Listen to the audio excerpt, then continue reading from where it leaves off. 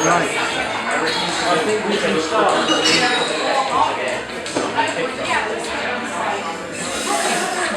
We'll go over there.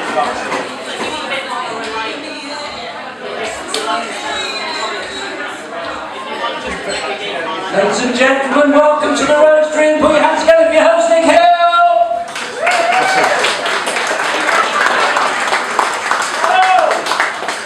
We got there in the end. Let's just turn that on. Let me just have a look at the beautiful people and you.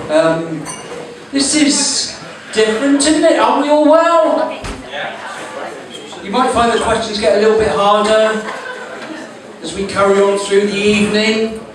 But this is a great turnout. This is my glamorous assistant, Mr. Redland, who promised me finished doing the drinks. Is that it now? Are we done? We're getting there. So yeah, welcome to the Roastery. This is the first night of doing this gig. So thanks very much for everybody for coming out. My name's Nick Hill. I'm your host, and basically I'll just be introducing the acts and doing a few of the bits and pieces. Have you all been to a comedy night before? Let's just have a show of hands. Who's? Yeah, quite a few people haven't. So we've got, just so you know, we've got 3 acts on for you tonight. The first act will be on shortly. They're going to do about 20 minutes, and then we'll have a break, and then you can go to the loo and get drinks, and then your middle act, and then a break, and then your headline act. Is that alright?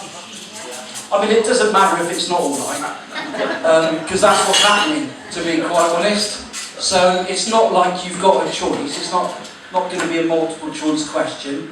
So are we all ready? Are we? Or some of us still eating? You still eating? How can you still be eating when you were in here at 6:15? Because we're slow! Sorry! No, you've done really well. Sorry. To be On fair. the shout out, he's prompted me right there. Apologies for anyone who hasn't had their food just yet. We are working on it. If we're getting to, we may just have to dart in amongst you all. Or come back Thursday. What do you reckon? Well, either way. We're trying, sorry, Bill. It's the first night, and this is a great turnout. I mean, it's brilliant. Thanks for coming and supporting this. We've got some more dates booked later in the year, so if you order your food now, you might fucking get it on time. Very good, very good. Sorry, Paul. I couldn't. So, are we all from the locality? Again, you're going to find the questions are going to... Should we just try that? Right, I'll tell you what, let's just narrow it down bit by bit. Who's from Gloucester? Okay. Who's from Quaisley? Okay. There might be some offensive language in the show. So if anybody is offended by the word Kingsway, have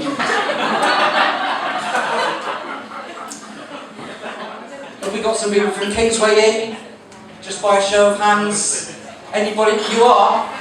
Oh, we've got 4 from Kingsway. So if everybody else could just go out and fucking make sure your cars are locked.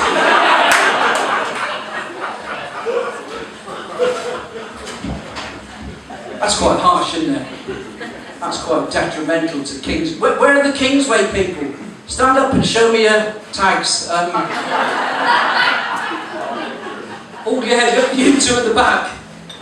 Fucking right criminals if ever I've seen any, to be honest. No, you're very welcome to stay that side of the bridge. I know that sounds harsh, doesn't it? That does sound harsh. Yeah, let me just put it into perspective, alright? I mean, it's taken me 1 minute. I live on Green Farm, so it's great, I love it. And I like to see what's been happening in the local area, on our local Facebook pages. Green Farm's got a Facebook page, which is quite sedate. And then we've got a spotted Facebook page, Quedgley, Kingsway and Hardwick. Not quite so sedate. This was a little while back, and apologies for the language, but it is Quedgley, Kingsway and Hardwick. What the actual fuck? To the nasty hag at Tesco's who told me I wasn't disabled, who took the piss out of my walk and screamed threats at me in the middle of the shop repeatedly, whose daughter worked for Tesco's, you are unbelievable. Like a 23-year-old woman wants to use a disabled badge, to use a stick for too often, who takes multiple painkillers and is under pain management physio just to be able to work full time. If you had stopped screaming at me for 1 minute, I could have shown you my picture at the back of my badge. I could have explained to you what my disability is. And then she finished it up with, for the record, you don't look disabled either. Joan from Kingsway. Somebody else locally was having a really hard time, and obviously, you know, we've got a terrible situation going on in Ukraine, which is just awful, and the earthquake in Turkey, and people in Hardwick aren't having it any better, because they posted on here, you won't be able to see this, but it was a very simple tagline, and I think this sort of expressed the discomfort that they are experiencing in their life. They put a picture on here, it said, Hardwick McDonald eggshell in breakfast McMuffin. I mean, this guy from, Hunts Grove, that is Kingsway, isn't it? It is, isn't it? No, I think find it is. This father was very upset.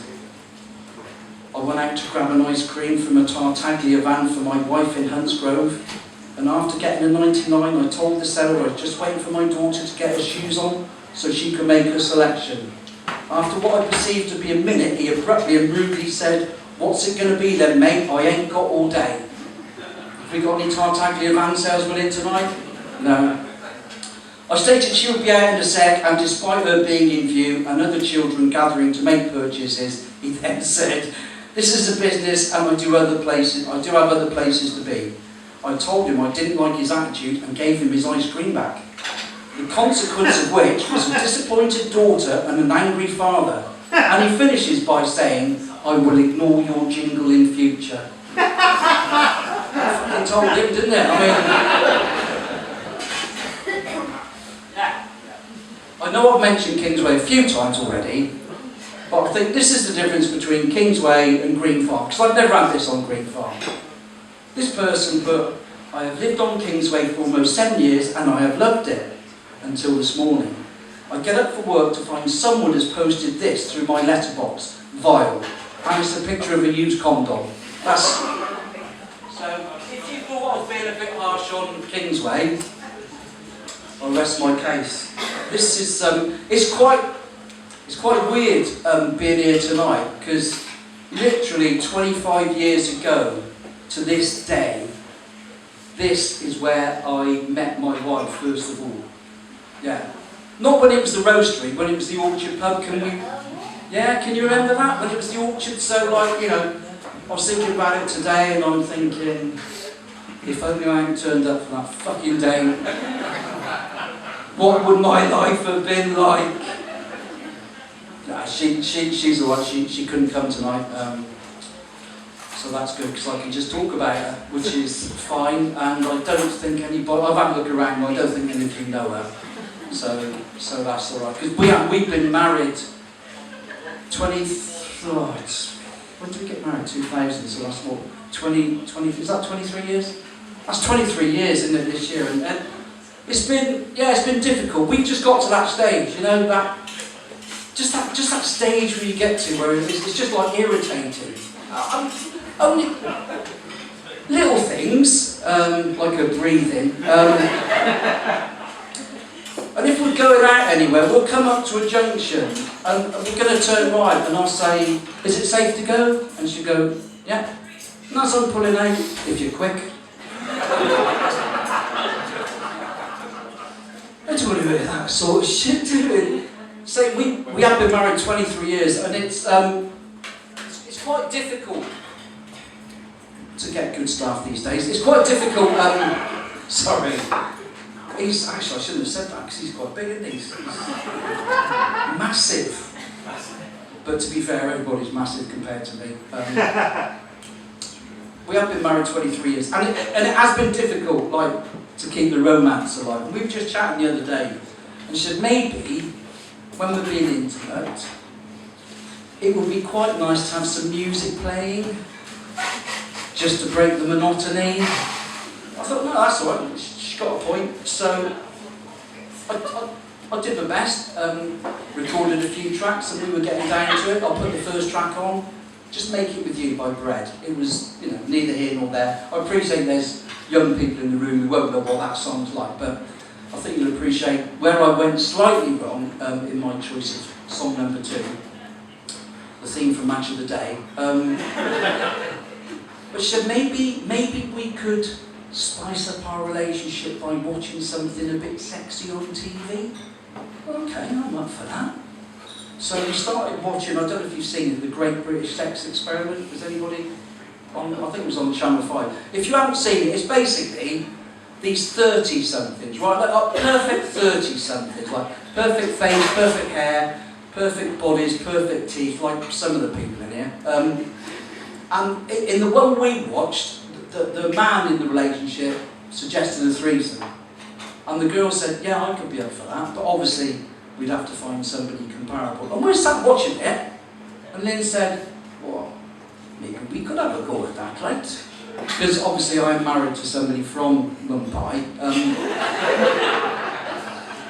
But she said, but it would have to be somebody comparable our own age. Yeah, that's a good idea. And then we worked out, right, if we did that, found somebody comparable our own age, on the bed at any one time, our combined ages were going to be 211. And it somewhat sort of, you know, just put a dampener on it. Anyway, they got into it, they were having a bit of a threesome, and they started whispering in each other's ears. They were whispering sexy things, and Lynn's like, well, we could do that. Yeah, we could, but at our age we'd just be moaning about how little value our pension is, and the increasing fuel costs. And then they started rubbing each other sexily, so we could definitely do that. I said, we could, but that would just be to relieve cramp, wouldn't it? But we watched something else a few months back, and it was an American prison film. And basically the premise was the main character was going to smuggle these drums. He wasn't going to smuggle drums. Fucking hell, that would have been worth watching. He was going to smuggle these drugs into prison by shoving them up his arse. And we were sat watching it, and Lynn said, well, that's just bloody ridiculous. I said, why? He said, well, we know how hard it is to get things up our arse, don't we? And I looked at her, and I said, we do. And she said, oh no, it wasn't you. That's harsh, isn't it? That is harsh.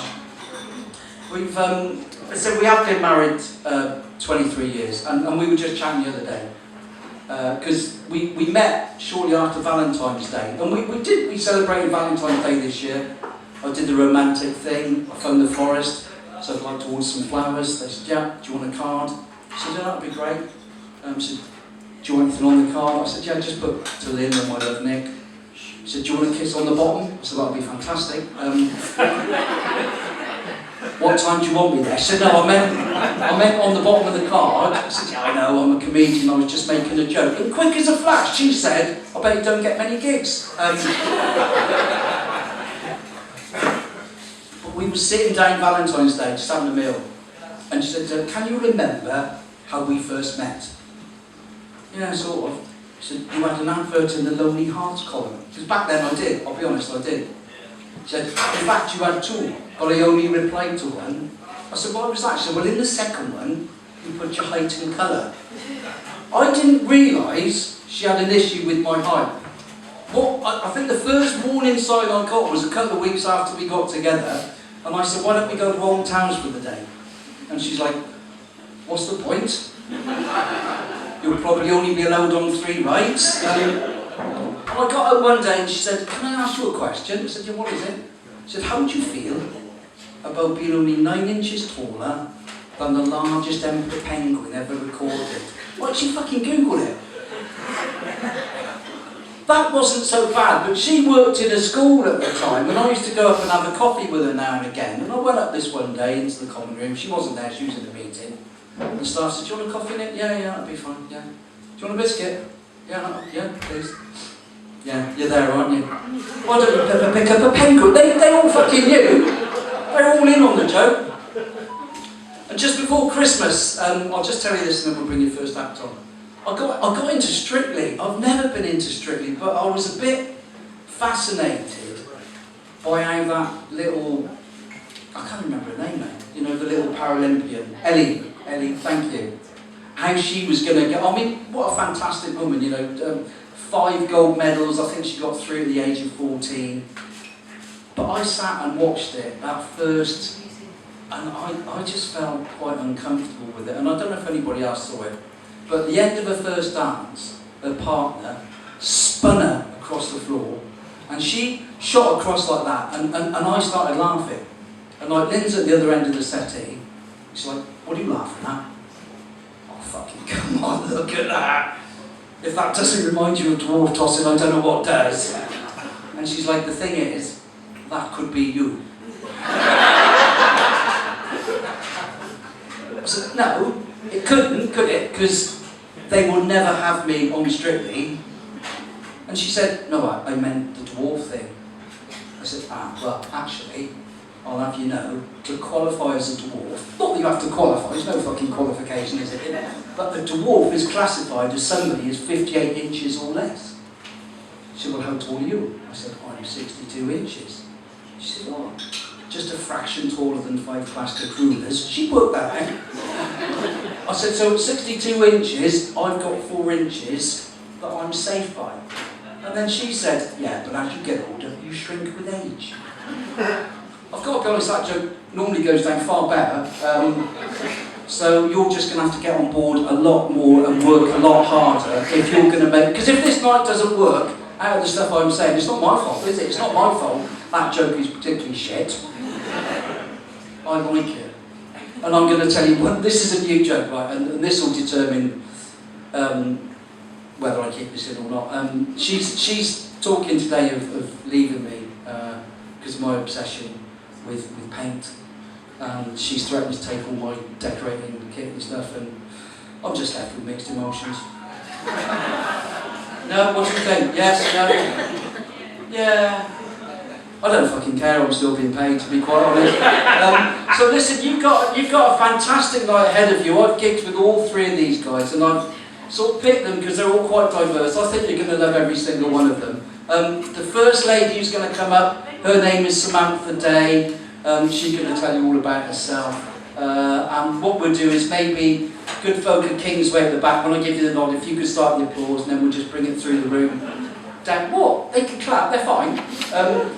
At least if we're clapping, we'll know they're not doing anything dodgy with their hands, won't it? And then just down this section, and we'll finish up with the pregnant lady at the end. Are you going to be all right tonight? It's a bit worried. Yeah. You're all right. When is it due? The end of April. End of April. Oh, so we're okay. We're okay. Yeah. Just is there any paramedics in the house tonight? Because you reckon you're going to last? Yeah. Clearly, my jokes aren't going to bring on, are they? So we should be fine. That's brilliant. So yes, good people at Kingsway. Her name is Samantha Day. If you could start the applause on that side of the room. Bring it right the way through. Down here, welcome. You're very welcome, Samantha Day. Oh, is anyone else relieved that she was pregnant? Oh, fucking hell.